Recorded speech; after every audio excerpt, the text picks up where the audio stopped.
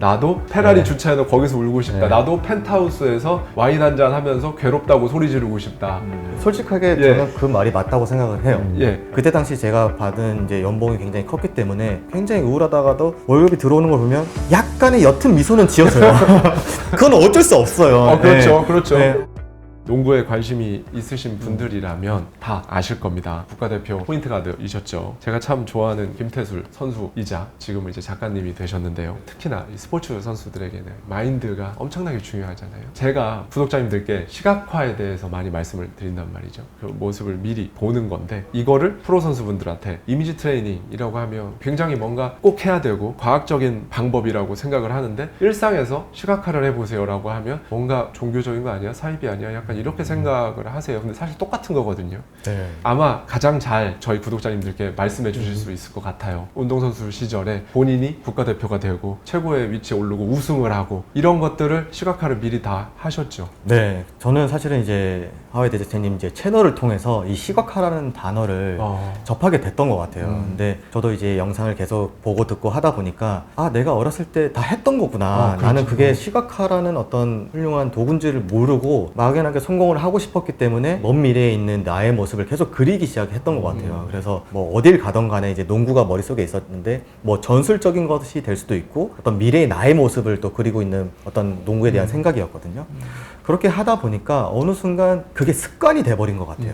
나는 어딜 가도 농구 생각하고 농구에 대한 모습들을 계속해서 머릿속에 그리고 있는 그 시각하는 것들이 저한테는 이제 습관이 됐기 때문에 그냥 매일 했던 것 같아요. 사실은 은퇴를 하고 나서도 계속 그게 생각이 나요. 아, 내가 좀 더 이랬으면 어땠을까, 또 저랬으면 어땠을까. 이미 은퇴를 해서 선수 생활을 할 수는 없지만 계속해서 그게 습관처럼 머릿속에서 계속 돌아가고 있어요.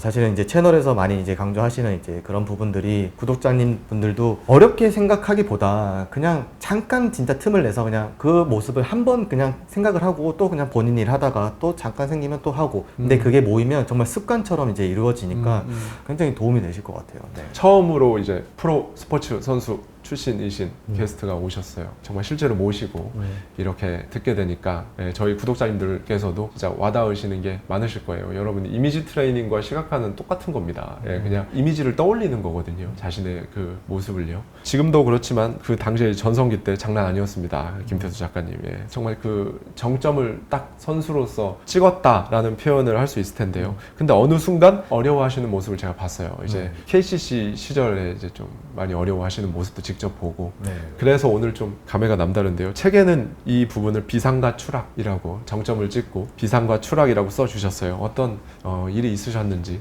한번 말씀을 해주시죠.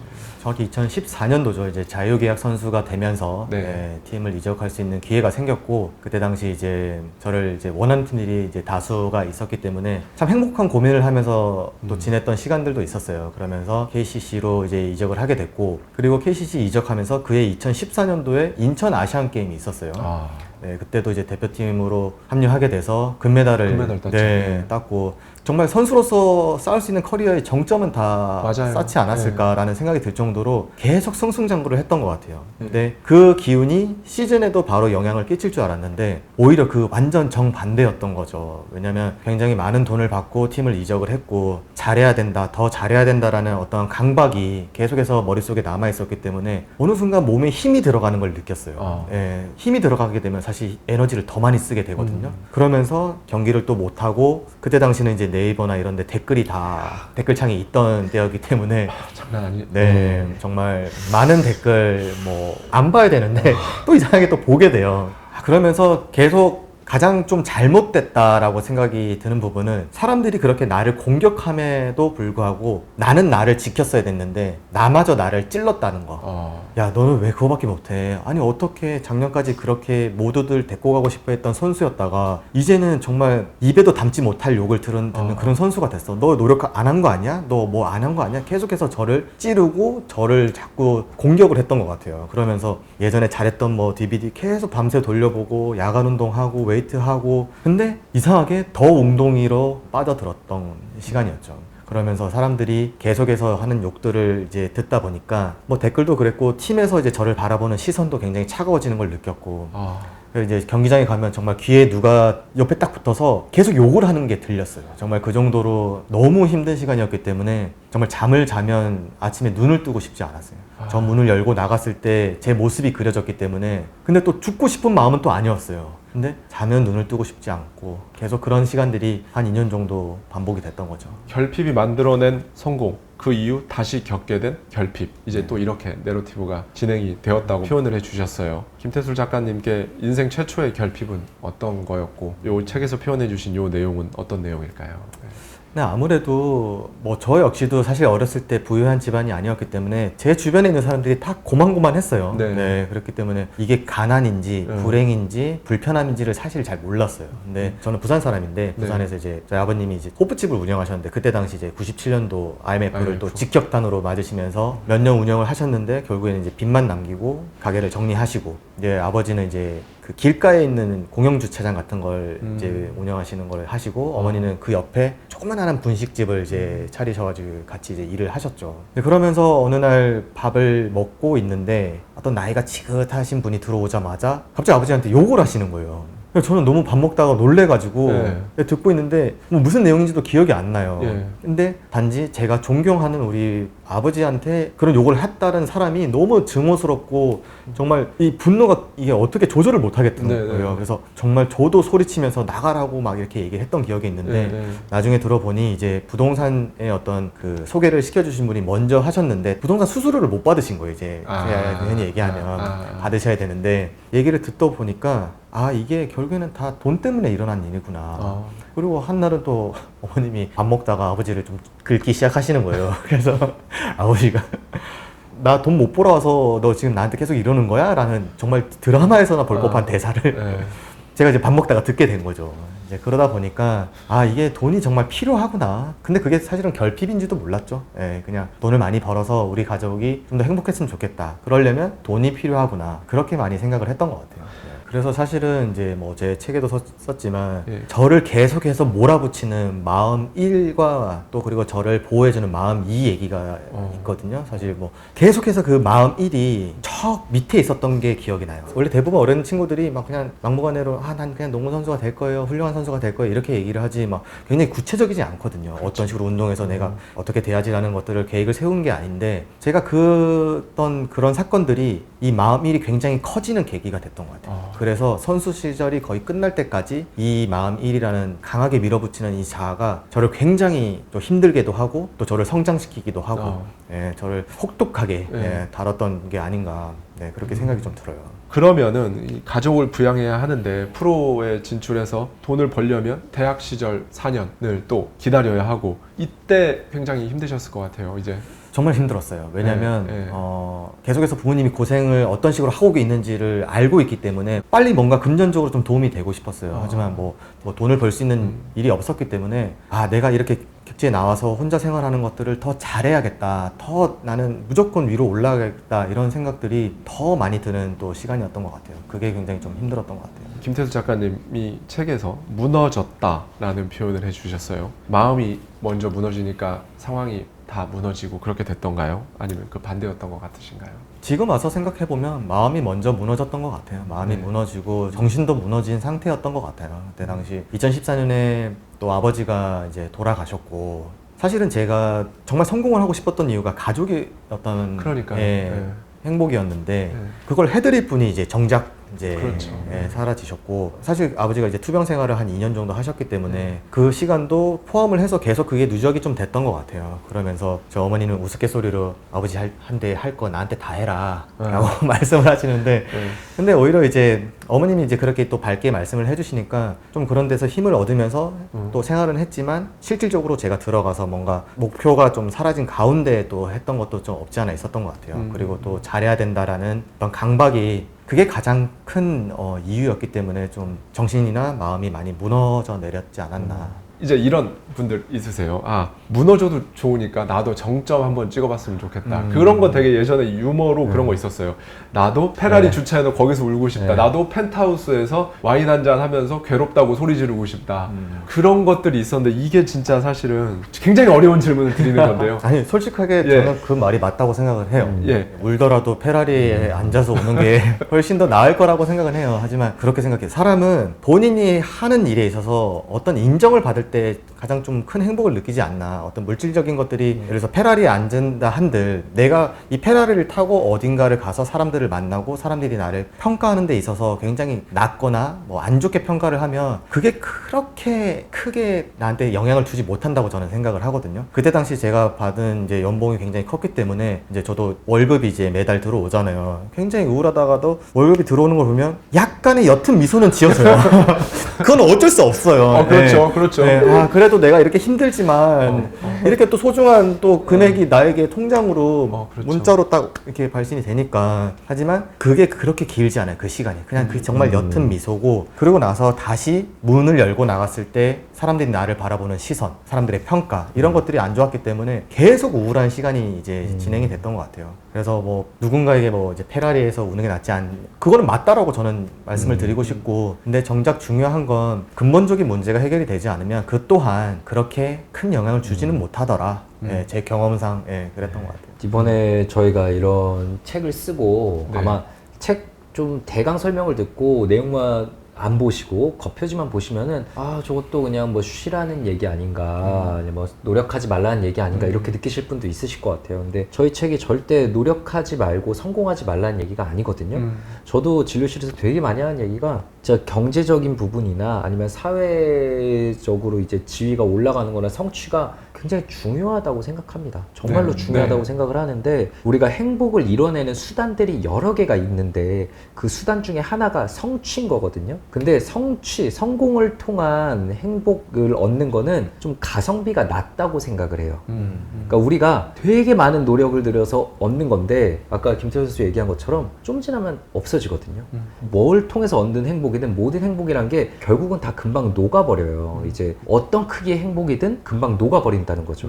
근데 내가 이만큼 인생을 갈아 넣어서 얻은 성취로 행복을 얻었는데 그게 금방 녹아버리면 좀 너무 아쉽잖아요. 그러니까 행복을 얻을 수 있는 수단들을 좀 다양화해놔야지 나도 안 지치고 살 수 있는 거고, 그래야지 성취를 계속 할 수 있는 것 같아요. 어차피 페라리가 아니어도 울 거잖아요. 어차피 울 거기 때문에 네. 그러면 그냥 길바닥에서 오는 것보다 어차피 울 거라면 최소한 그걸 샀다는 게 이제 그게 상징하는 게 내가 경제적으로 카푸어가 아닌 이상 이뤄냈다는 걸 상징하는 거기 때문에 저도 개인의 성장을 바탕으로 한 경제적인 성장 다 저는 반드시 필요하다고 보거든요. 자기가 성장함에 따라서 또 삶에 완전히 활기라던가 개인의 에너지라던가 사람 자체의 마인드, 사고방식 완전히 바뀌어가잖아요. 그렇죠. 그러니까 그걸 느껴보는 게 살면서 그게 진짜 중요하다고 생각하기 때문에. 아까 이제 김태우 선수가 결국 예전만큼 바쁘지 않아도 마음을 지금 지킬 수 있는 게 나는 열심히 해서 성취를 해본 경험이 있고, 맞아요. 네. 그 경험이 있으니까 나는 다른 데서도 내가 다시 또 하자면 할 수 있는 사람이다 라는 믿음이 있으니까 할 수 있는 거잖아요. 우리가 그런 성취를 통해서 얻을 수 있는 가장 큰 거는 그 믿음이라고 생각을 해요. 자기 효능감, 나는 할 수 있는 사람이다. 김태수 작가님께서 책에서 지금 모든 상황을 돌이켜보면 이 또한 내 삶이다 라는 말씀을 해주셨어요. 이게 이제 정말 큰 S자 굴곡을 겪으셔서 정점을 찍었었기 때문에 이게 큰 S자 굴곡이 더 됐던 것 같아요. 그 굴곡들을 겪으면서 깨달으셨던 걸 한마디로 좀 정리를 해주신다면 어떻게 표현을 해주실 수 있을까요? 인생사 세옹지마라는 사성어가 있는데, 저는 그 뜻이 굉장히 저한테는 좀 와닿는 의미였던 것 같아요. 뭐 지금 요 앞에 핀 조명으로 지금 내 삶을 바라보면 굉장히 이게 고통스럽거나 또 혹은 내 삶이 잘못됐다거나 혹은 또 굉장히 좋거나 성공적이라고 볼 수 있으나, 이게 크게 정말 저 100m, 1000m 뒤에서 바라보게 되면 또 다른 모양새들이 분명히 나오거든요. 그랬기 때문에 저는 목표가 행복하게 사는 게 제 목표였어요. 제 꿈이었고. 근데 그 행복이 돈이라고 생각을 하면서 살았기 때문에 결국에는 그런 것들이 이루었음에도 불구하고 계속해서 또 다른 결핍을 낳았던 것 같아요. 그래서 뭐든 뭐 내가 잘 살고 못 살고 이런 것들을 좋아하고 또 낙담할 필요는 없다. 어차피 삶은 흘러가게 돼 있고 내가 아픔과 고통 혹은 또 기쁨과 환희 이런 것들은 그냥 내 삶에서 계속 일어나기 때문에 그냥 내 삶에 집중해서, 그 제가 제일 좋아하는 그 영상 중에 그 결국 해내는 사람들의 원칙, 맨 처음 영상에 나오는 부분, 정말 기진맥진하게 흐트러진 몰골로 슬라이딩해서 무덤으로 들어가는 게 저는 그걸 정말 많이 공감을 하거든요. 내 삶을 아프던 기쁘던 그냥 그렇게 사는 거, 거기에 이리희비하지 않고 삶을 그대로 온전히 받아들이고 인정하고, 그리고 하루하루를 소중하게 건강하게 살아가는 거, 그리고 도전하고 결국에는 기진맥진한 몰골로 이제 슬라이딩해서 들어가는 거, 저는 그게 다라고 생각해요. 네, 그래서 지금 마음이 힘드신 분들이나 뭐 어떤 위로가 좀 좀 필요하신 분들도 결국에는 극복하는 게 아니라고 생각해요. 지나가는 거라고 생각하거든요. 저도 슬럼프를 극복했다고는 얘기할 수는 없는 것 같아요. 아직까지 어딘가 제 여기 안에는 있어요. 그런 감정들이 그때 느꼈던. 근데 이게 어느 순간 불쑥불쑥 튀어나와서 저의 감정을 굉장히 흐트리기도 하는데 그냥 같이 가는 거라고 생각을 하고 그렇게 그냥 내 삶의 하루하루를 좀 행복하게 살면서 어떤 것들에 이리이리하지 말고 좀 그게 정말 멋진 인생이 아닌가 생각이 좀 들어요. 결국에는 같은 상황이라도 그거에 대한 반응을 어떻게 하느냐에 따라서 내 인생을 내가 도와줄 수도 있고 내 인생을 주변의 상황과 주변 사람들과 모든 것들이 안 도와주면서 내가 나를 또 망치고 이렇게 될 수도 있는 거라고 보거든요. 이런 부분과 관련해서 내 마음이 좀 나를 내 인생을 도와주는 법 어떤 팁이 있다면 네네. 마지막으로 한번 한 말씀 부탁드리겠습니다. 원장님부터 한번. 과거에 진짜 수많은 이제 뭐 철학자들이나 뭐 학자들이 똑같이 얘기를 하거든요. 뭐 니체가 한 말이 대표적으로 있죠. 나를 죽이지 못하는 건 날 더 강하게 만든다라는 말이 있는데 빅터 프랭클이란 과거에 유명한 정신과 의사가 이제 낸 유명한 책이 있어요. 죽음의 수용소에서. 네. 그 빅터 프랭클이 얘기하는 비관적 낙관주의라는 게 있습니다. 네. 이런 일이 나에게 정말 일어나지 않았으면 제일 좋았겠지만, 그러니까 무조건 긍정적으로 생각을 하는 게 아니에요. 이런 일은 나에게 정말 안 왔으면 좋았을 텐데, 나에겐 너무 큰 상처였는데 그래도 이걸 통해서 나는 얻은 게 있다. 이걸 통해서 내 삶이 더 성장한 부분이 있고 나는 애써서 거기에 주의를 돌린다라고 얘기하는 게 우리가 결국 얻어낼 수 있는 삶의 자세인 것 같아요. 그리고 저는 정말 이 책을 처음에 준비하면서 연락할 때도 사실은 김태수 선수의 마음속에 뭐가 있을지 전혀 모르는 상태에서 만났지만 결국 김태수 선수가 자신의 삶을 바라보는 방식이 이건 것 같아요. 그 슬럼프, 자신의 삶을 무너뜨린 정말 존경하는 아버지의 죽음과 거기서 이어진 본인의 슬럼프, 선수로서 비난을 받은 이 시기들이 김태수 선수의 삶에 없었으면 정말 좋았겠지만 김태우 선수는 그 과정을 통해서 어쨌든 더 성장했죠. 그게 저희가 오늘 전달해드리고 싶은 메시지라고 저는 생각합니다. 저는 먼저 나를 성장시키고 계속 몰아붙이는 마음 1과 나를 계속 위로해주고 감싸주는 마음 2가 분명히 제 안에 있다는 걸 저는 책을 쓰면서 느꼈거든요. 먼저 이 마음 2를 좀 더 많이 키워주는 게 저는 굉장히 좀 중요하다고 생각을 해요. 내가 나를 스스로 보호하고 감싸주고 위로를 하게 된다면 어딜 가더라도 누군가가 나에 대한 좋은 평가가 이루어지지 않아도 나를 완벽하게 위로해주는 내 마음 2가 있기 때문에 굉장히 자신감도 생기고 안정감이 생긴다고 생각을 하거든요. 그 와중에 우리가 삶을 살아가다 보면 보통 잘 되는 일보다 뭐 안 좋은 일들, 조금 고민을 해야 되는 일들이 굉장히 많이 생긴다고 생각을 해요. 그때 제가 가지고 있는 마인드는, 제가 연금술사라는 책을 굉장히 좋아합니다. 근데 그 연금술사라는 책은 뭐 자기계발서도 아닌데 그 안에 나오는 딱 한 포인트만 제가 좋아해요. 납을 금으로 만드는 그 연금술사를 굉장히 좋아하는데 그 마인드를 제 삶에 한번 적용을 시켜봤더니 나한테 오는 모든 고난과 고통, 힘든 안 좋은 어떤 감정들을 납이라고 생각하고 이걸 내가 만약에 금으로 만들 수 있다면이라고 한번 생각을 해봤더니 정말 이 세상이 조금 달라 보이는 게 제가 느껴졌어요.